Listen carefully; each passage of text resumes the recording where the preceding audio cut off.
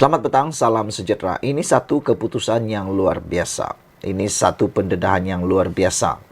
Muhyiddin kata perubahan kerajaan segala-galanya boleh berlaku. Wah, yakin sungguh mereka bahwa perubahan kerajaan boleh berlaku bila-bila masa. Saya rasa itu satu perkara yang dari dulu sampai sekarang, dari awal pelantikan Anwar Ibrahim sebagai Perdana Menteri, sudah dengar perkara ini. Diulang tayang, diulang lagi dan diulang lagi. Dan akhirnya yang merugikan bukan negara, bukan parti, tapi negara kita sendiri. Apabila perkara ini diulang tayang dan diulang tayang, kononnya kerajaan akan berubah, para pelabur akhirnya terpengaruh dan merugikan negara kita sendiri. Tak bolehkah move on? Please, move on. Tunggulah pilihan raya 5 tahun lagi. Barulah kata perubahan kerajaan. Jangan lagi teruskan itu sikap mahu menumbangkan kerajaan melalui langkah-langkah syaitan. Tak perlulah buat langkah-langkah syaitan lagi untuk menwujudkan perubahan kerajaan. Kalau nak ubah kerajaan, tunggu 5 tahun lagi. Kami rakyat pasti akan mengundi juga. Kami akan memilih juga. Dan paling penting lagi, kami akan pilih siapa yang terbaik. Kalau PH dah gagal, pakat kerajaan perpaduan ini gagal selepas 5 tahun, jangan risau. Jangan risau, Tan Sri Muhyiddin Yassin. Kami akan undi Anda kalau kerajaan ini gagal selepas 5 tahun. Tapi kalau baru 8 bulan, dah mula ada cakap-cakap perubahan kerajaan segala-galanya boleh berlaku, kami rakyat Malaysia sudah move on. Kami mahu cerita tentang perubahan kerajaan ini diberhentikanlah polemiknya. Tunggulah 5 tahun, tunggulah. Kalau Anda setuju dengan saya, tinggalkan komen kamu. Adakah Anda mahu lihat kerajaan ini berubah lagi? Berubah lagi melalui langkah-langkah syaitan. Kalau saya tak setuju langsung. Tunggu 5 tahun lagi. Kita akan mengundi bagaimana Anda. Adakah Anda setuju juga? Kalau Anda tidak setuju, tak apa. Itu alasan Anda. Kalau Anda mau suka, tukar lagi. Tukar lagi. Apabila tak disukai, ditukar lagi. Adakah kemungkinan akan berlaku tukar lagi? Ada. Kalau Tan Sri Muhyiddin Yassin berjaya menumbangkan kerajaan pada kali ini melalui langkah, bukan melalui pilihan raya, maka adakah kemungkinan beliau akan ditumbangkan lagi? Ianya akan berterusan. Kalau itu berterusan, hancurlah negara kita. Perubahan kerajaan segala-galanya boleh berlaku, kata Muhyiddin. Tan Sri Muhyiddin Yassin tidak menolak kemungkinan akan berlaku perubahan kerajaan pusat sekiranya Perikatan Nasional memenangi semua pilihan raya PRN di 6 buah negeri. Saya tidak tahu bagaimana kerajaan pusat boleh berubah kalau PN memenangi 6 buah negeri. Kan, ia tidak kaitan langsung dengan parlimen. Tapi kecualilah ada berlaku langkah syaitan. Itu memang berlaku. Kalau berlaku langkah syaitan, kalau langkah-langkah seperti itu berlaku, bila-bila waktulah boleh berlaku. Dan yang menjadi persoalan kita, siapa orang yang mau jadi setan itu? Maksud saya yang setan itu ialah yang akan lompat parti, yang akan mengkhianati kerajaan perpaduan ini. Siapa? Itu bolehlah kita sebut langkah setan. Saudara-saudara sekalian, saya mengikut pengetahuan saya, kalaupun Perikatan Nasional menang di 6 buah negeri ini, bagaimana kerajaan perpaduan di persekutuan boleh berubah? Ia tidak kaitan langsung dengan parlimen.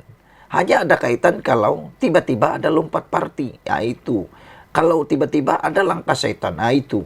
Itu saja bezanya. Namun pengerusi Perikatan Nasional itu enggan mengulas bagaimana perubahan kerajaan akan berlaku, tetapi menegaskan ia sedikit sebanyak mampu menggugat kedudukan kerajaan sedia ada jika PN menang di semua 6 buah negeri tersebut. Kata beliau, disebutkan tadi 6 buah negeri berhadapan dengan PRN. Ini bukan jumlah yang kecil. Kalau 6 buah negeri menghadapi pilihan raya dan 6 negeri dimenangi oleh dan dikuasai oleh Perikatan Nasional, sudah tentunya yang duduk di Putrajaya akan goyang, kata beliau lagi. Agaknya sebab itu Azmin sebutkan tadi bulan 8. Mohon doakan bulan 8 supaya apa yang disebutkan tadi akan dimakbulkan oleh Allah. Terbentuk kerajaan yang baru, kata beliau. Kadang-kadang saya terfikir juga Perikatan Nasional ini kan belum menang lagi sudah mengimpikan apa yang sangat dorang mau jadi kerajaan pun tak tahulah, tak sabar sangat. Adakah ini memang sikap Perikatan Nasional pun saya tak tahu. Tak sabar sangat nak jadi kerajaan. Tak sabar sangat nak nunggu 5 tahun lagi. Sabarlah bosku, sabar, sabar. Jangan rosakkan kerajaan yang sedia ada sekarang ini. Tunggu 5 tahun pilihan raya. Soal macam mana saya tak nak sebutkan di sini, kata Muhyiddin Yassin. Orang Indonesia kata segala-galanya bisa berlaku. Katanya dalam ceramah perdana Jelajah Selangor Baharu di Kita Bangkit di Shah Alam. Pada Kamis, Perikatan Nasional mengesahkan akan bertanding di kesemua 245 kerusi Dewan Undangan Negeri DUN pada PRN kali ini meliputi Negeri Sembilan, Kelantan, Terengganu, Selangor, Kedah, dan Pulau Pinang. Sebelum itu dalam ceramah sama, pengurusi Perikatan Nasional Selangor Datuk Seri Azmin Ali mendakwa Perdana Menteri Datuk Seri Anwar Ibrahim akan dijatuhkan sebaik saja gabungan tersebut menang dalam PRN Selangor. Tak tahulah kita nak cakap apa kepada Azmin Ali ini. Dia sepatutnya lebih tumpukan perhatian kepada adakah beliau akan disaman juga macam Zuraida Kamarudin yang telah berjaya di arah bayar 10 juta. Mungkin itukah yang ditakuti oleh Azmin Ali? Kita pun tak tahu. Ikuti terus ulasan selepas ini. Selamat petang, salam sejahtera. Berani juga kita cakap. Berani juga ahli ataupun pemimpin muda ini membuatkan Mahathir Mohamad tak tidur lena. Apabila beliau kata Dr. Mahathir tunggang muda, tanding Solo PRN keputusan parti, kata Setiausaha Agung, Parti Muda. Keputusan muda untuk bertanding secara solo pada pilihan raya akan datang dibuat oleh pucuk pimpinan parti selepas berunding dengan akar umbi dan tidak dipengaruhi mana-mana pihak luar. Menurut Setiausaha Agung Muda, Amir Hairi Abdul Hadi Muda tidak bertindak di bawah arahan orang lain. Ada yang cuba membayangkan muda ditunggangi pihak lain. Dalam konteks ini, Tun Mahathir Mohamad antaranya untuk bertanding dalam pilihan raya negeri kali ini secara solo, kata beliau. Mereka merasakan kerana budaya politik mereka yang sentiasa dikawal oleh dinosaur politik, orang lain serta parti lain juga begitu, kata Amir pada satu kenyataan melalui akaun Facebook hari ini. Amir menafikan dakwaan muda ditunggangi oleh bekas Perdana Menteri itu, menegaskan keputusan untuk bertanding PRN dibuat oleh kepimpinan muda secara konsensus melalui proses libat urus bersama akar umbi parti. Kerana parti ini dibina sendiri, kita tak perlu mengampu sebelum mengambil sebarang keputusan jelasnya. Menurutnya, muda mengambil keputusan bertanding secara solo kerana negara perlu disedarkan mengenai pelbagai isu yang melanda pentadbiran semasa. Amir memetik pelantikan politik dan jawatan GLC, kegagalan untuk mereformasi institusi seperti SPRM dan UMNO yang sebelum ini dikaitkan dengan rasuah sudah dibersihkan. Tambah Amir, undang-undang zalim yang ditentang seperti Akta University dan College University, AUKU, CMA, Akta Hasutan, SOSMA dan lain-lain masih ada tanpa sebarang usaha untuk dimansuh atau dipindah, malah masih diguna pakai.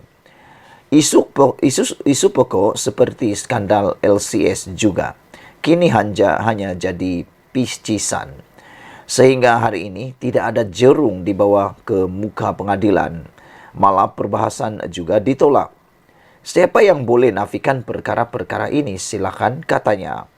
Amir juga berkata, muda masuk dalam pentas demokrasi demi memberi alternatif kepada dua generasi, gabungan PH, BN dan PN, kata beliau. Rakyatlah yang akan membuat keputusan dan kita yakin dengan kematangan rakyat. Janganlah sehingga kita berpatah arang putus hubungan hanya kerana politik, kata beliau. Kita juga akan masuk kali ini dengan meminimakan perbelanjaan seminima yang mungkin. Dengan majority campaign akan dijalankan secara atas talian online berbanding secara fizikal. Kita akan fokus menyediakan tawaran dan dasar berbanding mengira berapa bendera dan banner yang digantung, kata beliau lagi. Wah, ini satu perang kempen demokrasi yang baru yang diisytiharkan oleh muda, yaitu berperang secara online. Mereka mahu meminimumkan perbelanjaan dan ini sepatutnya ditiru oleh parti-parti politik yang lain. Sesiapa yang gagal meniru perkara ini, dijamin mereka akan mendapat kesusahan. Tetapi pendedahan daripada Setiausaha Agung Parti Muda ini, yaitu Dr. Mahathir Tunggang Muda, persoalan ini telah dijawab oleh beliau. Yaitu beliau kata mereka tidak dipengaruhi oleh sesiapa. Keputusan mudah diambil oleh keputusan dari akar umbi sampai konsensusnya. Namun menariknya apa yang dikatakan oleh Setiausaha Agung Parti Muda ini ialah apabila beliau kata mereka merasakan kerana budaya politik mereka yang sentiasa dikawal oleh dinosaur politik, orang lain serta parti lain juga begitu. Ini merujuk kepada ada yang cuba membayangkan muda ditunggangi oleh pihak lain dalam konteks Tun Mahathir untuk bertanding pada pilihan raya negeri ini secara solo. Beliau tidak bersetuju tentang perkara tersebut. Beliau menafikan dakwaan muda ditunggangi oleh bekas Perdana Menteri itu dan menegaskan keputusan untuk bertanding PRN dibuat oleh kepimpinan muda secara konsensus melalui proses libat urus bersama akar umbi parti tersebut. Parti ini dibina sendiri dan kita perlu mengampu sebelum mengambil sebarang keputusan, kata beliau. Sekian dulu untuk kali ini. Malaysia kita punya, kita jaga sama-sama. Cintai Malaysiaku. Ikuti terus ulasan selepas ini. Selamat petang, salam sejahtera. Terima kasih kerana bersama dengan saya di Nazilin Unity Channel. Ini satu pendedahan luar biasa daripada SPRM yang pasti membuatkan Mahathir Mohamad tak boleh tidur malam ini. Wah, saudara-saudara sekalian, ada orang kata tindakan Mahathir menyaman Anwar Ibrahim satu tindakan membunuh diri. Satu tindakan menjerat leher sendiri, satu tindakan yang membawa beliau kepada kluster mahkamah dengan sendirinya.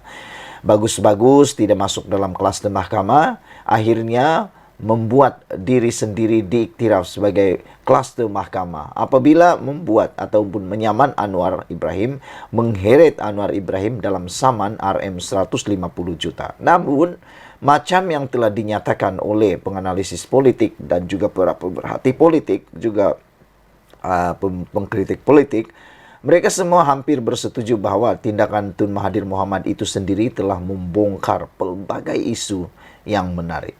Salah satunya ialah tentang isu skandal gentian optik. Ini telah membawa satu perhatian yang luar biasa daripada SPRM. Menarik perhatian SPRM untuk menyiasat skandal gantian optik tersebut. SPRM hari ini mengesahkan bahawa mereka telah pun mula siasat skandal gantian optik. Wah, kan dah saya kata tadi, tindakan Mahathir Mohamad membawa Anwar Ibrahim dalam kancah mahkamah, mengheret Anwar Ibrahim ke mahkamah, membuatkan beliau makin hidup susah. Kesian jugalah kepada Tun Mahathir. Makin tua, makin hidupnya susah. Ini kan pula keluar masuk dalam mahkamah.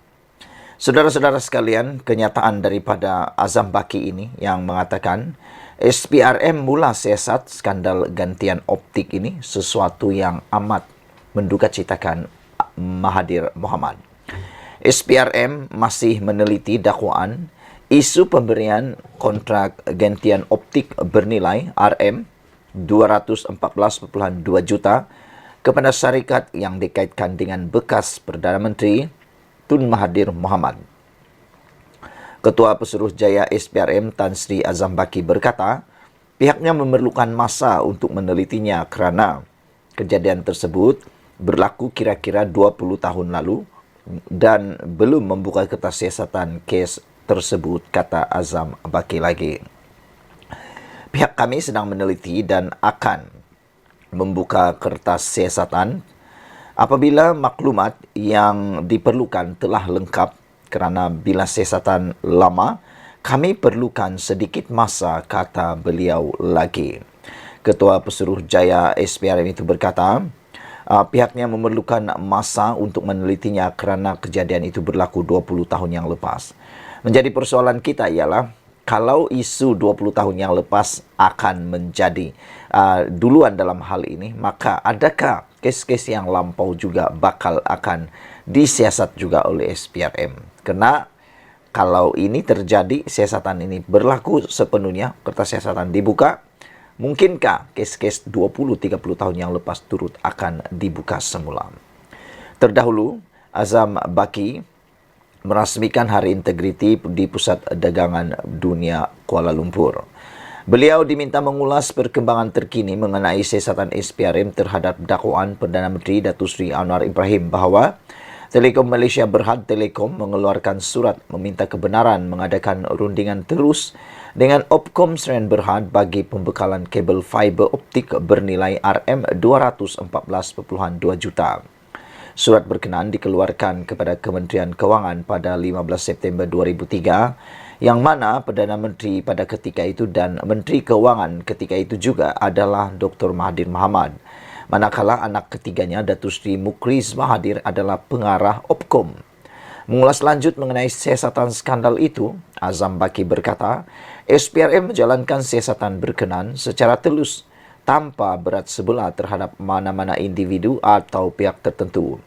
Kita melihat perkara ini dengan telus. Kita tidak akan melihat perkara ini terhadap sesiapa yang terbabit, kata Azam Baki lagi. Saudara-saudara sekalian, apakah anda juga sependapat dengan kami bahawa tindakan Mahathir Mohamad menyusahkan diri sendiri? Bukan menyusahkan orang, tetapi menyusahkan diri sendiri.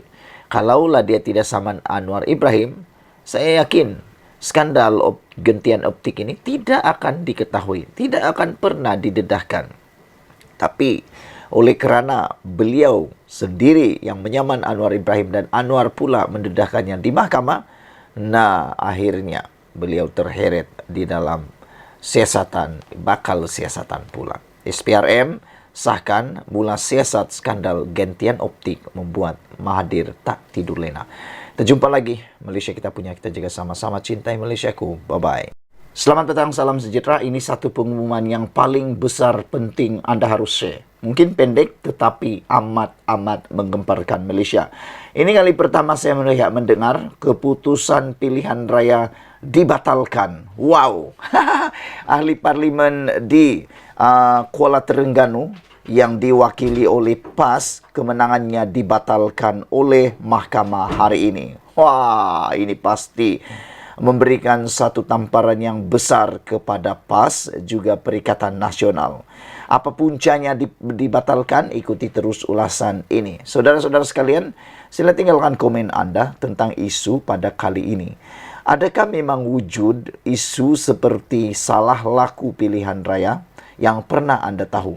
Sehingga kan boleh dibatalkan keputusan kemenangan pilihan raya. Yang ini benar-benar mengejutkan kita. Bagaimana dengan kes yang seterusnya? Mahkamah sah membatalkan kemenangan PAS di Kuala Terengganu.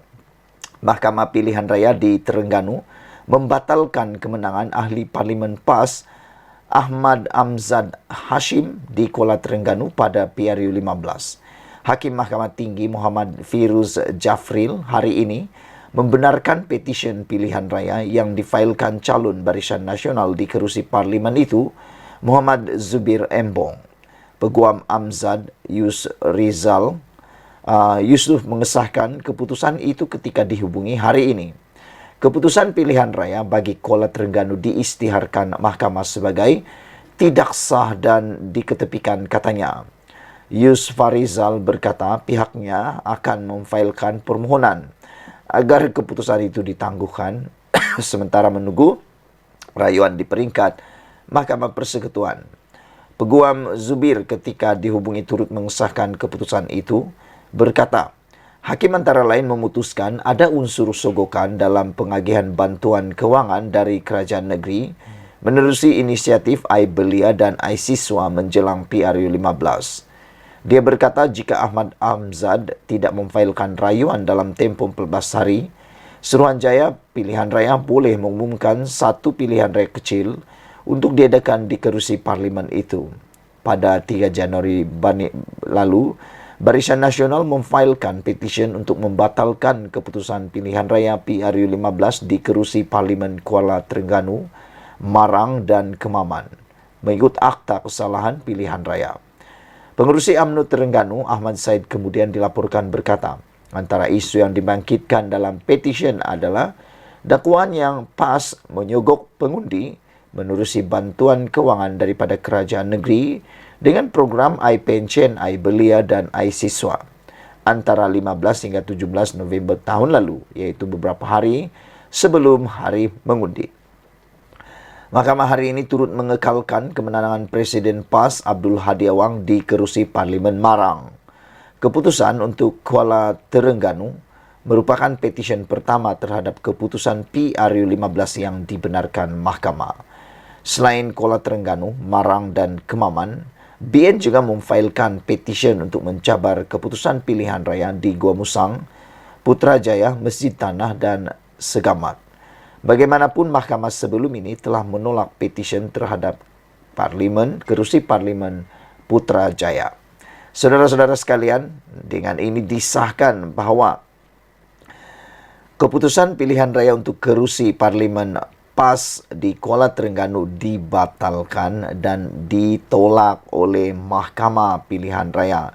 Dan sebabnya ialah kerana terdapat unsur, ini sebab dia, kerana terdapat unsur sogokan dalam pengagihan bantuan kewangan dalam kerajaan negeri dari kerajaan negeri menerusi inisiatif iBelia dan iSiswa menjelang PRU 15. Dia berkata jika Ahmad Amzad tidak memfailkan rayuan dalam tempoh 14 hari, Suruhanjaya Pilihan Raya boleh mengumumkan satu pilihan raya kecil untuk diadakan di kerusi parlimen itu. Nah, ini yang kita sangat-sangat suka. Mana-mana parlimen, kawasan parlimen yang ada unsur-unsur sogokan, rasuah dan sebagainya, patutlah untuk diketengahkan di mahkamah supaya pertandingan yang lebih adil, kemenangan yang lebih adil dapat diperolehi. Sekian dulu untuk kali ini. Jangan lupa ikuti terus ulasan selepas ini. Tekan butang subscribe. Kita jumpa lagi. Bye-bye.